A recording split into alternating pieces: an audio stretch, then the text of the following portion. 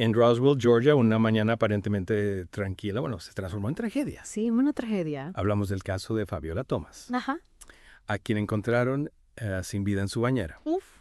Desde el inicio, un velo de misterio rodeó su muerte. Imagino que te interesa saber qué sucedió, cómo se resolvió este caso, ¿verdad? Seguro. Para esta profunda investigación tenemos reportes policiales, testimonios de testigos e incluso transcripciones del juicio, Vaya. lo que nos ayudará a reconstruir la historia. Efectivamente, lo que a simple vista parecía un caso rutinario se transformó en una intrincada investigación que resaltó la importancia de analizar cada detalle y la fragilidad de la vida. Al comenzar la investigación, la escena del crimen no mostraba signos de violencia. Sin embargo, había algo que no encajaba, una sensación inquietante que no se podía ignorar. La autopsia inicial resultó ser inconclusa, lo que solo intensificó el misterio. Y aquí entra en juego un aspecto crucial. Fabiola era una persona sumamente meticulosa y organizada, lo que hacía que esta situación no pareciera coincidir con su personalidad. Este es un claro ejemplo de cómo la personalidad de la víctima puede proporcionar pistas vitales en una investigación. En este caso, la meticulosidad de Fabiola contrastaba con la escena del crimen, lo que sugería que algo no estaba bien. Y conforme avanzaba la investigación, la atención se centró en Antonio Wilson, un nuevo interés romántico de Fabiola, a quien conoció a través de una aplicación de citas. Al principio, la relación parecía normal. Sí. Pero la realidad era mucho más turbia. ¿Qué descubrieron los investigadores al analizar el teléfono de Fabiola? Los mensajes de texto recuperados de teléfono de Fabiola revelaron un patrón preocupante. Wilson se volvía cada vez más insistente. Enviaba regalos constantemente y le proponía matrimonio a pesar de las claras negativas de Fabiola. Es importante pensar en la presión a la que Fabiola debió estar sometida. Estos mensajes son una prueba contundente del comportamiento obsesivo de Wilson.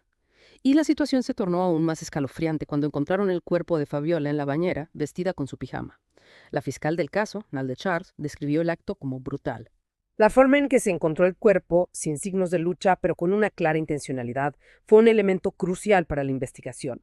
Se determinó que Fabiola fue víctima de un asesinato con malicia, lo que significa que el homicidio fue premeditado e intencional, demostrando un consciente desprecio por la vida humana. Los investigadores debieron sentir una gran presión para encontrar al culpable. Afortunadamente, los vecinos afirmaron haber visto a Fabiola con vida esa misma mañana, lo que redujo el margen de tiempo del crimen. ¿Puedes explicarnos la importancia del análisis de la línea de tiempo en una investigación como esta? Por supuesto. En estos casos, establecer una línea de tiempo precisa es crucial. Nos ayuda a determinar quiénes estuvieron en contacto con la víctima, dónde se encontraban en momentos específicos y, en última instancia, puede ayudar a identificar al culpable. En este caso, la línea de tiempo apuntaba directamente a Antonio Wilson. Cuando la policía lo interrogó, negó cualquier implicación, pero sus respuestas eran evasivas y carecía de coartadas sólidas.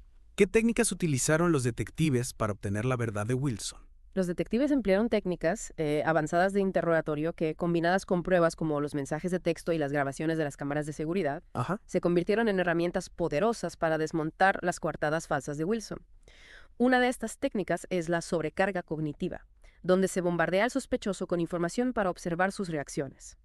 Las inconsistencias en sus respuestas pueden indicar que está mintiendo. Es fascinante cómo la tecnología, que a veces se percibe como una amenaza para la privacidad, también puede ser una herramienta invaluable para la justicia. En este caso, la tecnología fue fundamental para conectar a Wilson con el crimen. El 25 de octubre de 2019, Wilson fue arrestado y acusado formalmente de asesinato con malicia. Pero la historia no termina ahí. El juicio reveló aún más detalles sobre la vida de Fabiola y el impacto devastador de su muerte. ¿Estás listo para profundizar en el juicio y escuchar los testimonios que conmovieron a la nación? Absolutamente. El juicio no solo se centró en las pruebas físicas y digitales, sino que también se convirtió en un espacio para recordar a Fabiola Thomas como persona, más allá de ser la víctima de este terrible crimen. El juicio a Antonio Wilson, que se llevó a cabo 5 años después del crimen, fue un evento cargado de emociones. Los testimonios de quienes conocieron a Fabiola nos permitieron vislumbrar la profunda pérdida que su muerte representó. Sí, fue realmente impactante. El testimonio de Laura Méndez, una de las amigas más cercanas de Fabiola, fue desgarrador. Describió a Fabiola como una persona llena de vida, siempre dispuesta a ayudar a los demás. y cómo le había advertido sobre el comportamiento insistente de Wilson. Claro, este testimonio nos recuerda que las víctimas de acoso a menudo minimizan o justifican el comportamiento de sus agresores. Es crucial escuchar y apoyar a nuestros seres queridos cuando expresan preocupación por una relación. Totalmente. Y luego vino el testimonio de Myrtle Charles, el hermano de Fabiola, que fue absolutamente desgarrador. Describió a su hermana como una persona con sueños y metas, que se había mudado a Roswell para comenzar una nueva vida. Una vida que le fue arrebatada de la manera más brutal. La frase de Myrtle: mi hermana disfrutaba y amaba la vida. Tenía sueños y metas que quería cumplir, pero todo eso murió con ella con su último aliento. Resume la tragedia de este caso. No solo se trata de la pérdida de una vida, sino también de la pérdida de un futuro, de todas las posibilidades que Fabiola tenía por delante. Es desgarrador escuchar cómo la vida de una persona tan llena de potencial fue truncada por la violencia. Este caso nos recuerda el devastador efecto dominó de la violencia. No solo se trata de la vida que se pierde, sino también de los sueños destrozados, el potencial incumplido y el profundo dolor que afecta a todos los que estaban conectados con la víctima. El testimonio del compañero de piso de Fabiola, quien la encontró sin vida, también fue muy impactante. Describió la escena, el horror de encontrarla en la bañera, una imagen que, según dijo, nunca podrá borrar de su mente. El impacto emocional de un crimen como este se extiende mucho más allá de la víctima directa. Los amigos, familiares e incluso aquellos que encontraron la escena del crimen quedan marcados para siempre. Es importante recordar que el trauma no se limita a lo físico, sino que también deja profundas heridas emocionales. A pesar del dolor y la conmoción, la Fiscalía construyó un caso sólido contra Wilson. Los testimonios sobre su comportamiento obsesivo, el análisis forense, los mensajes de texto y las grabaciones de las cámaras de seguridad formaron una red de pruebas irrefutable. ¿Qué papel jugaron las pruebas forenses en este caso? El análisis forense, como las pruebas de ADN o el análisis de huellas dactilares, fue crucial para conectar a Wilson con la escena del crimen. La frase de la fiscal Abigail Potter: Fabiola hizo todo lo correcto, informó a sus amigos, se encontró con él en lugares públicos, pero nada de eso pudo detener a un hombre obsesionado. Pone de manifiesto la complejidad de la violencia de género. A veces, incluso tomando todas las precauciones, es imposible evitar la tragedia. Es una realidad muy triste. El jurado, tras solo 30 minutos de deliberación, declaró a Wilson culpable de asesinato con malicia.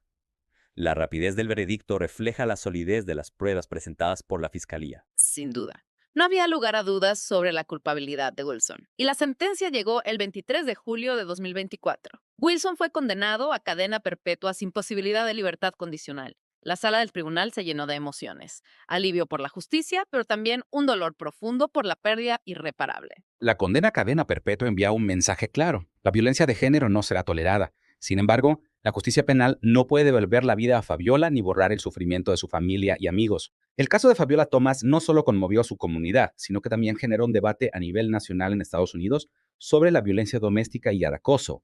¿Crees que este caso puede servir como un llamado a la acción para prevenir futuras tragedias? Absolutamente.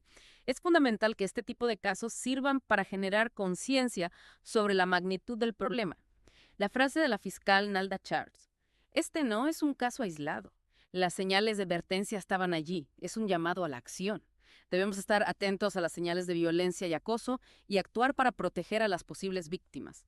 Este caso podría hacerte reflexionar sobre la frecuencia de este tipo de situaciones. Lamentablemente, las estadísticas muestran que la violencia de género es un problema generalizado que afecta a muchas personas en todo el mundo. La muerte de Fabiola es un recordatorio trágico de que la violencia puede surgir en cualquier momento, en cualquier lugar, y que todos tenemos la responsabilidad de estar alerta y actuar para prevenirla. Lo que es realmente importante aquí es que el caso de Fabiola Thomas trascendió el ámbito legal.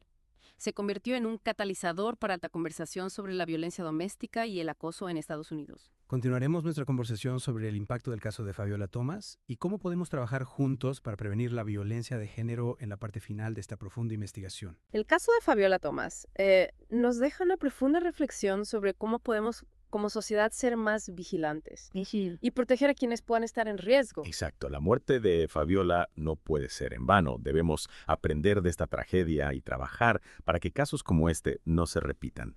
¿Qué podemos hacer para estar más atentos a las señales de violencia y acoso? ¿Y cómo podemos ayudar a quienes puedan estar en peligro? Bueno, en primer lugar, es fundamental educarnos sobre las diferentes formas de violencia y acoso. No siempre se trata de violencia física, Pero el control, la manipulación Y la humillación también son formas de violencia que pueden escalar y tener consecuencias devastadoras. Es cierto, a veces pensamos que la violencia solo ocurre en ciertos contextos o tipos de relaciones. Pero la realidad es que puede sucederle a cualquiera. Precisamente. Y es importante recordar que las víctimas a menudo se sienten avergonzadas. ¿Sí? O tienen miedo de hablar. Por eso es crucial crear un entorno de confianza y apoyo donde las personas se sientan seguras para pedir ayuda. Romper el silencio es fundamental. Si sospechamos que alguien está en peligro, no debemos quedarnos de brazos cruzados. Existen recursos disponibles, líneas de ayuda y organizaciones que pueden brindar apoyo y orientación. Así es, y no solo se trata de ayudar a las víctimas, sino también de trabajar para prevenir la violencia desde la raíz. Es importante educar a las nuevas generaciones sobre la importancia del respeto, la igualdad y la resolución pacífica de conflictos. Totalmente. Es un trabajo que debemos hacer en todos los ámbitos, en las familias, en las escuelas, en la sociedad en general. El caso de Fabiola Thomas nos recuerda que la violencia de género es una realidad que nos afecta a todos. Efectivamente, pero también es un llamado a la acción. Debemos unirnos como sociedad para decir basta a la violencia y construir un futuro donde todos se sientan seguros y respetados. Estoy completamente de acuerdo. La historia de Fabiola nos conmueve, nos indigna, pero también nos impulsa a actuar. No podemos permitir que su muerte sea en vano. Debemos honrar su memoria trabajando para crear un mundo más justo y seguro para todos. Y a ti, que nos escuchas, te dejamos con una pregunta para reflexionar. ¿Cómo podemos como sociedad ser más vigilantes en reconocer las señales de comportamiento obsesivo e intervenir antes de que sea demasiado tarde? La violencia de género no es un problema ajeno, es una responsabilidad compartida. Esperamos que esta profunda investigación te haya proporcionado información valiosa que inspire a tomar acción. Hasta la próxima.